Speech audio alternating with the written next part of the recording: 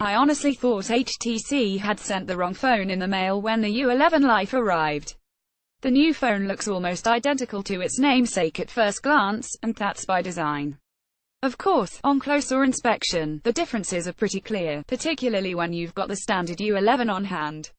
The Life is essentially the budget version of HTC's latest flagship, running $349, actually a pretty steep discount over the u11's $649. That doesn't come without cutting some corners, of course, and HTC found places to cut back just about everywhere. Even still, the phone looks to be a pretty solid deal for the price. The most immediate difference is the downgraded display, which drops from a 5.5-inch Quad HD to 5.2 inches at 1080p.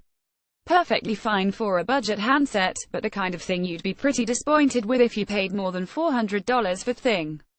The other big aesthetic change is the move from the extremely reflective glass finish to the just kind of reflective glass. That's both a move to lower costs and to ruggedize the phone a bit more by sticking the coloring under the surface. But don't worry, it's still a fingerprint magnet. The rest of the key spec differences are as follows. The rear-facing camera has been knocked down from 16 megapixels to 12, the dual is now a single and optical image stabilization is gone. Interestingly, the front-facing camera is staying put at 16 MP. The flagship Snapdragon 835 chip is now a middle 630. The battery has been bumped down from 3000 mAh to 2600. The entry-level 64GB of storage and 4GB of RAM are now 32GB 3GB.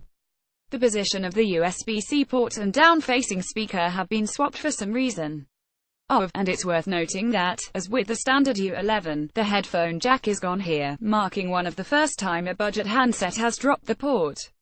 Up to now, that's primarily been the realm of premium devices, with the implicit understanding that people who can pay the price for a high-end flagship probably also have access to Bluetooth headphones. Otherwise, you're getting a lot of what you'd also get on the standard u11, including Edge Sense, the squeezable sides that Google co-opted for the Pixel 2.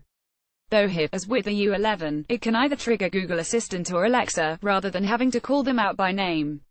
HTC's also added the ability to use it to launch apps and trigger features within them. The water dust resistance is the same rating at IP67. The phone also ships with a company U11 earbuds, which feature built-in noise cancelling. The handset ships with Android Nougat, but HTC plans to upgrade it to Oreo within a month or so, with an Android One version being made available in other markets. As far as potentially cannibalizing potential u11 sales, HTC says the plan here was to stagger release by about 6 months, in order to offer up a cheaper alternative, as interest in the company's latest flagship was naturally winding down. Interestingly, the company has also announced the 6-inch u1, though that one's not destined for sale in the US. The u11 Life, meanwhile, is currently available online. It will hit T-Mobile stores on November 3rd.